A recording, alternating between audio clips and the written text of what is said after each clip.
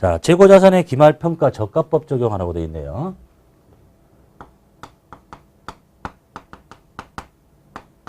저가법.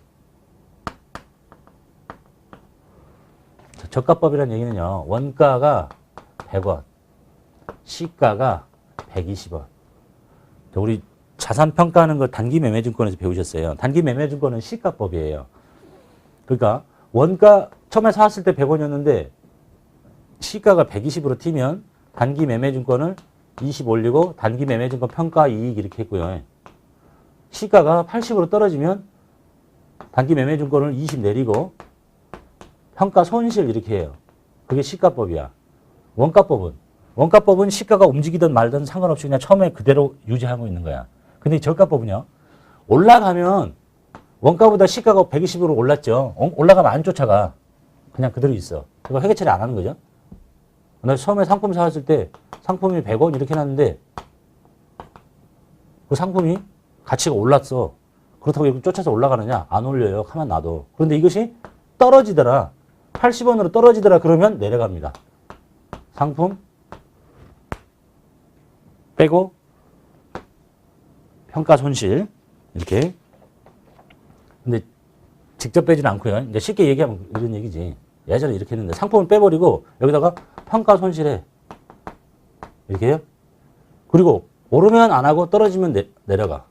근데 또 내려가면 또 쫓아가겠죠. 근데 이게 어쩌다가 보면 올라갈 수도 있잖아. 예? 올라갈 수 있으면 어떻게 해야 되느냐? 여기까지. 최초의 원가를 넘치지 않는 범위 내에서 회복을 시켜야 돼요. 그 얘기를 지금 하고 있습니다. 책에서 보면. 읽어볼게요. 자, 재고자산은 취득 원가를 장부 금액으로 하고 다만 시가가 취득 원가보다 낮아져요.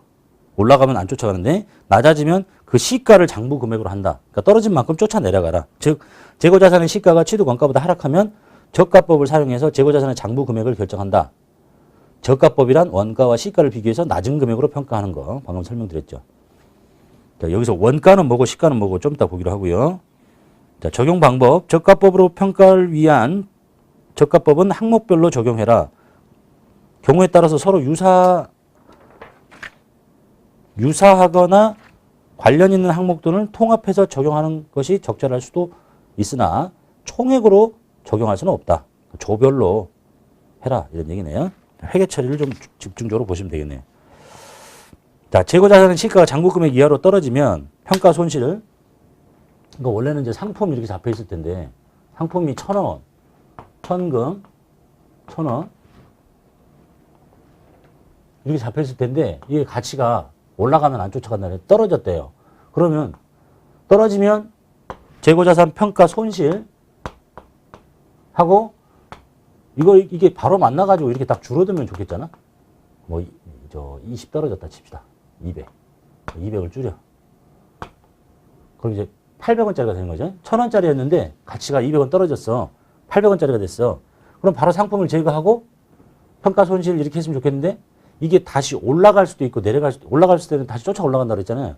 그래서 상품을 직접 안 빼고 감가상각 누계액처럼 상품의 차감적 평가 계정을 써요. 상품의 충당금, 이름을 크게 묶어서 재고자산 평가 충당금을 써. 그래서 직접 빼지 말고, 예? 마치 그 감가상각 누계액처럼 그 자산 밑에 그런 게 보고 이렇게 하라는 거죠. 상품이 1,000원 있었는데 앞전처럼 예전처럼 상품을 바로 빼버리면 이게 바로 줄잖아. 이렇게 줄이지 말고 바로 밑에 붙어가지고 충당금을 쓰라니까. 그래서 200 이렇게 빼. 그래서 이게 800원인 것처럼 이렇게 보고 하래요. 그리고 이 손실은 뭐로 처리하냐면 매출 원가에 가산하래요.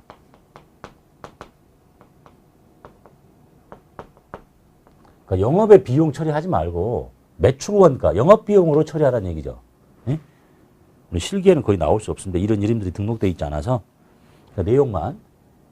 재고자산의 가치가 떨어지면 자산을 직접 빼는 게 아니라 그 자산의 차감 항목을 써서 이렇게 보고 하고 이쪽에 생기는 비용은 뭐로 처리하냐면 매출 원가의 가산 항목, 즉 매출 원가로 처리하라는 얘기예요. 영업 비용으로.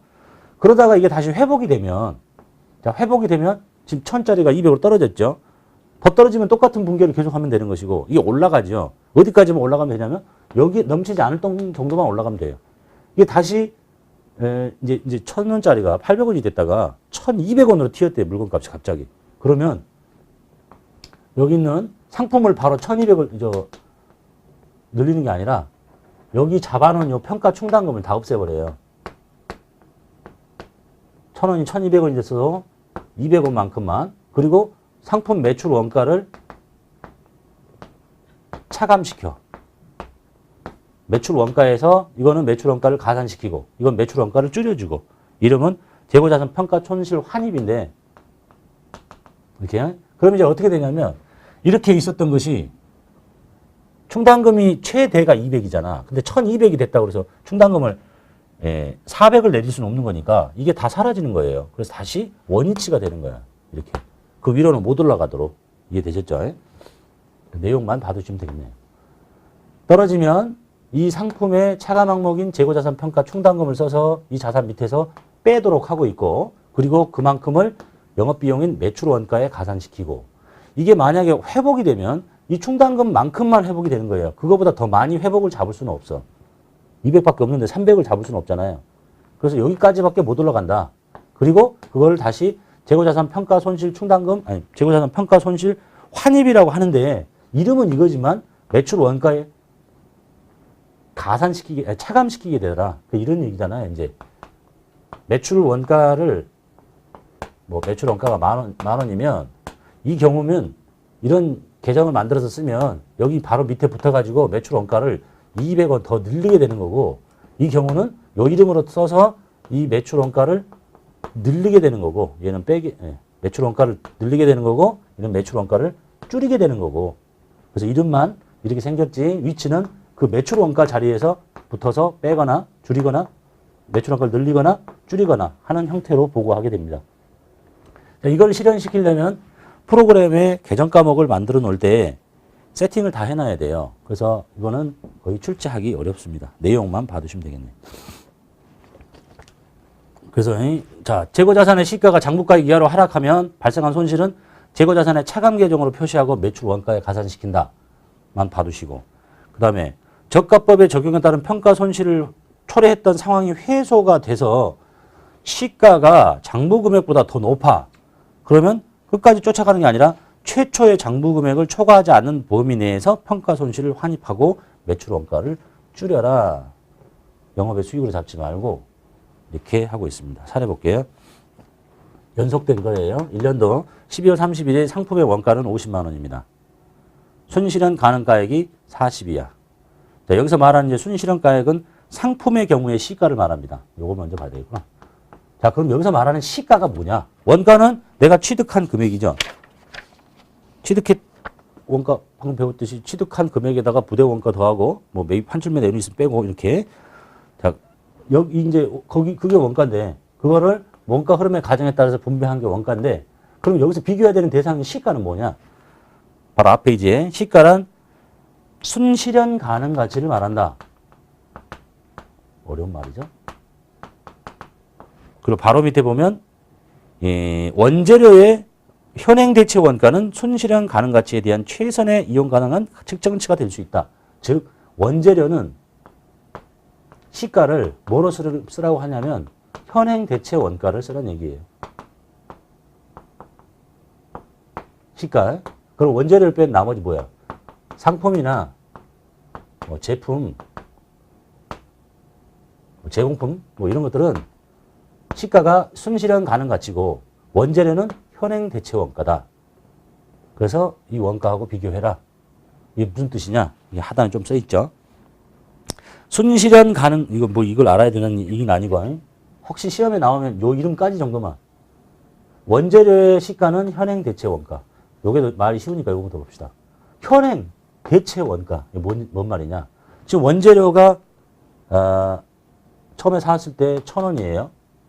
그럼 원재료의 시가를 뭘로 따지냐면 지금 당장 대체할 수 있는 원가. 저걸 밖에서 지금 현재 매입하거나 재생산할 때 들어가는 금액. 지금 밖에서 사올 때는 이게 900원이야. 그러면 그게 바로 현행 대체 원가다 이런 얘기입니다. 그 다음에 순실현 가치는 제품이나 상품의 정상적인 영업 과정에서 판매 얼마에 팔 수 있는 거냐? 추정 판매가액.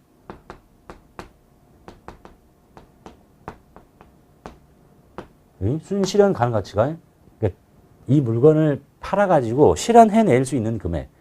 예? 추정 판매가액. 근데 이 물건을 팔려고 하는데 뭐 추가로 무슨 원가가 더 돼서 뭔가를 더 가공을 좀 더 해야 된다. 그럼 추가 원가가 있으면 그거 빼고 받을 돈에서 그 다음에 그거를 내다 파는데 추가적으로 무슨 판매 비용이 있을 수 있다. 추정되는 판매 비용이 있으면 그것도 빼고. 그러니까 요 물건은 장장 추정해서 판매할 수 있는 게 1,000원 정도라고 보고 있는데 이걸 무슨 추가로 발생하는 원가가 한 200원 정도 들고 그걸 내다 파는데 또 한 100원 정도 들고 그렇게 하면 700원 정도가 순실현 가능 가치다라고 보는 거예요. 뭐 이걸 묻고 계산하지는 않을 거니까 요 얘기만이 원재료는 현행 대체 원가, 나머지는 순실현 가능 가치라고만 봐두시면 되겠네요. 그래서 사례 볼게요. 자, 상품은 순실현 가능 가치라 그랬죠. 원재료만 현행 대체 원가라고 그랬고.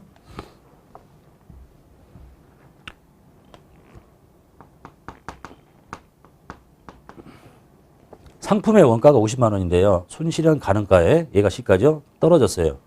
자, 회계 처리해야 되겠죠.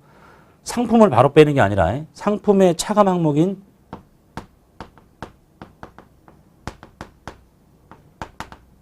충당금을 써요. 10만 원 떨어졌죠. 그러면 이것이 상품 밑에 딱 바짝 붙어서 이렇게 빼게 돼요. 그리고 여기 이제 뭐라고 그래야 되겠어요? 재고자산 평가 손실이라고 그랬지. 이름은 재고자산 평가 손실인데 이것이 10만 원이죠. 이게 위치가 어디냐면 영업의 비용이 아니라 매출 원가에 바로 밑에 붙어가지고 매출 원가를 증가시키게 돼요. 비용이 늘어나는 거죠. 그 다음에 해가 바뀌어서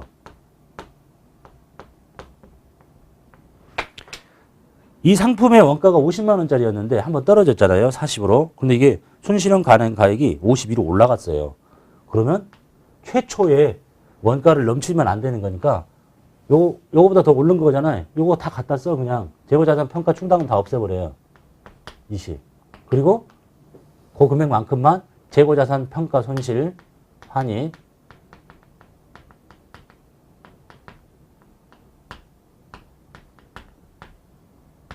이렇게 하고 이건 수익이 아니라 매출 원가를 줄여라. 감소시켜라. 차감해라. 이렇게 회계 처리하도록 하고 있습니다. 실기에서 나오기는 곤란하고 내용만 봐두시면 되겠네요.